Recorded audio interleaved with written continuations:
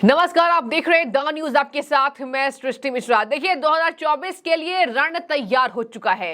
24 election Lok Sabha का इतना महत्वपूर्ण है कि इस बार ये तय करेगा कि क्या प्रधानमंत्री राजनीतिक गलियारों से होते हुए दिल्ली की सत्ता में एक बार फिर से दिल्ली होते हुए पूरे राष्ट्रीय राजधानी से ये हुंकार भरेंगे कि 24 का प्रधानमंत्री भी नरेंद्र मोदी होंगे। तो देखिए, इसको लेकर ताजा सर्वे सामने आ रहे हैं, ओपिनियन पोल सामने आ रहे हैं। अगर मैं ईटीजी रिसर्च सर्वे की बात करूं, दर्शकों, इस ओपिनियन पोल में बीजेपी की प्रचंड जीत दिखाई जा रही है कि और ये तय हो रहा है कि कहीं ना कहीं इस बार तीसरी बार लोकसभा चुनाव जीतकर बीजेपी प्रधानमंत्री नरेंद्र मोदी को तीसरी बार प्रधानमंत्री बनाने जा रही है। और वही ब्रेकिंग न्यूज सामने आ रही है। अगर मैं सीटों की बात करूं तो ईटीजी रिसर्च ओपिनियन पोल के मुताबिक भारतीय जनता पार्टी इस बार 297 से लेकर 317 सीटों पर काबिज हो सकती है। इस बार के लोकसभा चुनाव में दमखम भर रही कांग्रेस पार्टी की बात करें तो कांग्रेस पार्टी सीटों का आकलन ये हो रहा है इस ईटीजी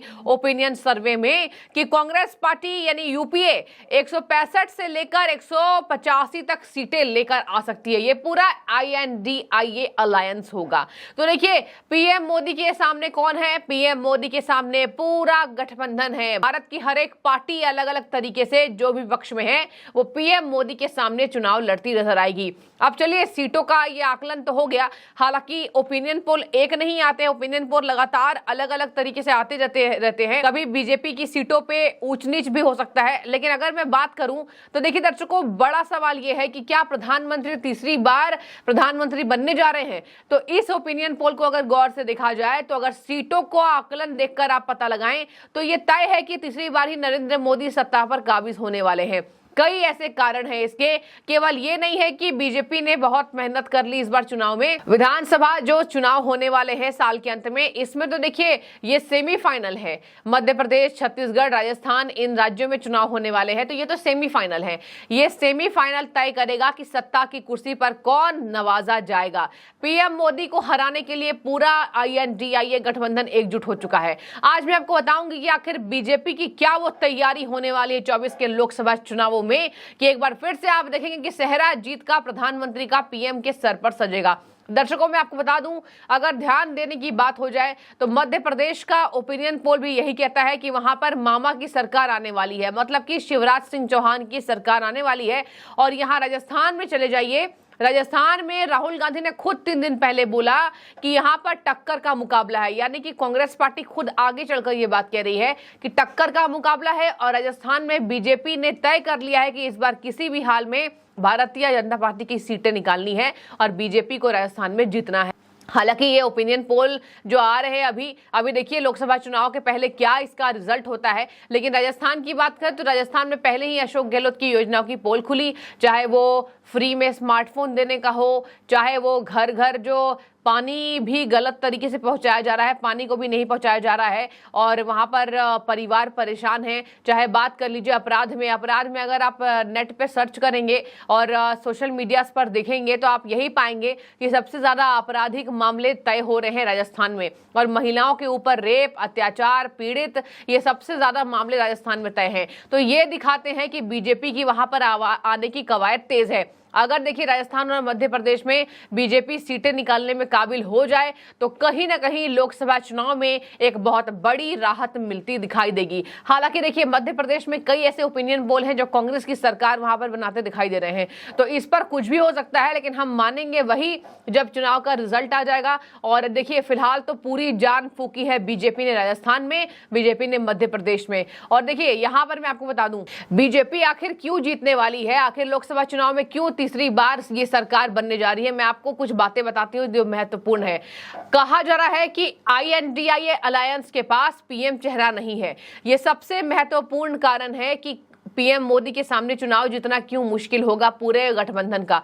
गठबंधन के नेताओं को CBI ED का जो डर सता रहा है, उस वजह से ये पीएम मोदी को हटाना चाहते हैं। पीएम मोदी ने कह दिया भ्रष्टाचार पर जीरो टॉलरेंस की सरकार ये नीति रखेगी और मैं रखता आया हूं और आगे भी रखूंगा। इससे तहलका मचा हुआ है। हर राज्य में छापे, राजस्थान बात करें, पश्चिम बंगाल में बात करें, ममता बनर्जी खुद सन है। हालांकि ममता बनर्जी वहां पर कहा जा रहा है कि पश्चिम बंगाल में ममता बनर्जी ने ऐसा ब्रह्मास्त्र छोड़ दिया है कि वहां पर बीजेपी को अत्यधिक कठिनाइयों का सामना करना पड़ता है।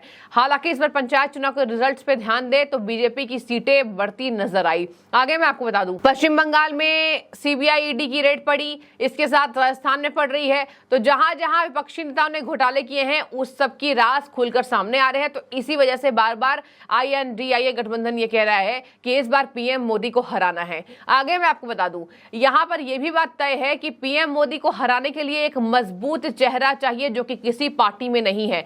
समाजवादी पार्टी अलग कह रही है, आम आदमी पार्टी अलग कह रही है। इसके साथ आपको बता दें, पश्चिम बंगाल में टीएमसी की प्रवक्ता अलग ममता बनर्जी को प्रधानमंत्री की कुर्सी पर देखना चाहती है। तो क्या ये सभी INDIA गठबंधन की लड़ाई ये तय कर पाएगी कि आखिर पीएम फेस होगा कौन? राघव चड्ढा आम आदमी पार्टी के कह रहे हैं कि हमारी लड़ाई तो पीएम बनने के लिए है ही नहीं। और अगर आप बात करें तो दूसरी बैठक में ही बड़े बड़े होर्डिंग्स अरविंद केजरीवाल के लगे हुए थे और ये लिखा हुआ था कि इस बार प्रधानमंत्री अरविंद केजरीवाल होने चाहिए। बहुत साफ दिल के नेता है, बहुत अच्छे नेता हैं। ये दाव पे जो हैं ये तमाम बातें हैं फंसे हुए हैं INDIA अलायंस के। अब आ जाते हैं गुजरात के मॉडल का क्या श्रेय प्रधानमंत्री को जाता है और इसी वजह से इस बार एक बार फिर से बीजेपी की सरकार प्रचंड जीत करने वाली है। इसका मैं आपको बताती हूं कि आखिर क्यों इससे कनेक्शन जोड़ा जा रहा है। दर्शकों, मैं आपको बता दूं, प्रधानमंत्री अब तक के ऐसे नेता रहे हैं जिनके दामन में कोई दाग नहीं लगा है। चाहे वो बात कर ले, प्रधानमंत्री गुजरात के मुख्यमंत्री बने रहे 13 सालों तक, प्रधानमंत्री को सत्ता में पहुंचाने का काम जनता ने ही किया। गोधरा कांड के बाद जो आरोप लगे उस पर भी क्लीन चिट प्रधानमंत्री को मिल गई।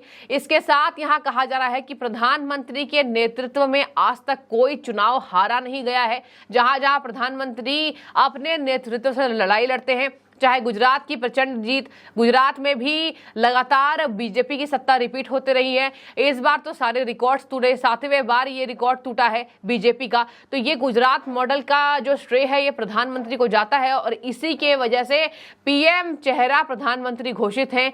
ये सब बातें टेंशन बढ़ाने वाला है। इसके साथ मैं आपको बता दूं, प्रधानमंत्री की बातें अगर अपराज्य क्यों है नरेंद्र मोदी, मतलब उनको हराया क्यों नहीं जा सकता है, आखिर INDIA गठबंधन एकजुट हो गया है, इसका भी मैं आपको महत्व बताती हूं। INDIA गठबंधन इसलिए एकजुट हुआ है क्योंकि 2 बार मोदी की प्रचंड जीत हो पाई है। तो ये बर्दाश्त विपक्षी पार्टियों से नहीं हो पाता है कि आखिर पीएम मोदी क्यों बार बार प्रधानमंत्री बन रहे हैं। तीसरी बार अगर वो प्रधानमंत्री बन जाते हैं तो वो कांग्रेस का भी रिकॉर्ड तोड़ देंगे। आपको याद दिला दूं, जवाहरलाल नेहरू और इंदिरा गांधी का रिकॉर्ड पीएम मोदी से आगे है प्रधानमंत्री बनने के लिए। प्रधानमंत्री 2 बार चुनकर आए हैं, इन लोगों के रिकॉर्ड्स आगे के रहे हैं और इसी वजह से कहा जा रहा है कि कांग्रेस का रिकॉर्ड इस बार प्रधानमंत्री तोड़ देंगे अगर वो एक बार फिर से पीएम फेस बनकर जीत लेकर आएंगे। तो देखिए, तमाम बातें हैं, 13 साल रहे हैं उस पद पर। इसके साथ एक लोकसभा चुनाव और लगातार जो विधानसभा चुनाव है गुजरात के वो जीतते नजर आए। इसके साथ कभी भी उनके चेहरे पर जो चुनाव लड़ा गया है वो हारा नहीं गया।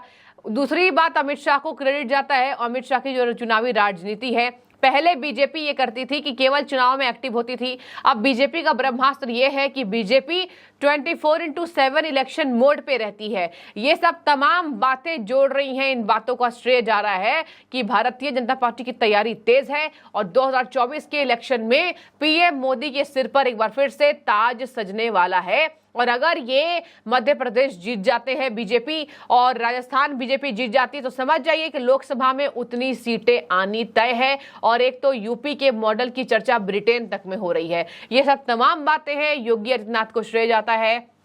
यूपी में समाजवादी पार्टी लगभग साफ हो चुकी है, कांग्रेस का तो छोड़ ही दीजिए। तो ये तमाम अलग अलग राज्यों की मनोदशा है जो ये कह रही है कि सारी चुनावी दिशा भारतीय जनता पार्टी की तरफ बह रही है। कांग्रेस पार्टी हालांकि कर्नाटक में चुनाव जीत कर आई, लेकिन इस बार आना मुश्किल है लोकसभा चुनाव में, जो कि कह रही है कि हमारा अलायंस इतना मजबूत है कि इस बार हम पीएम मोदी को कुर्सी से उखाड़ फेंकेंगे। तो देखिए, ये ओपिनियन पोल मैंने आपको बताया और ये भी बताया कि आखिर क्यों ये तमाम बातें कही जा रही है। देखने वाली बात होगी कि वाकई बीजेपी 297 से 317 सीट लेकर आती है लोकसभा चुनाव में। पहले तो सेमीफाइनल को देखना दिलचस्प होगा। आपकी राय आप जरूर कमेंट में बताएं। आपको बहुत शुक्रिया।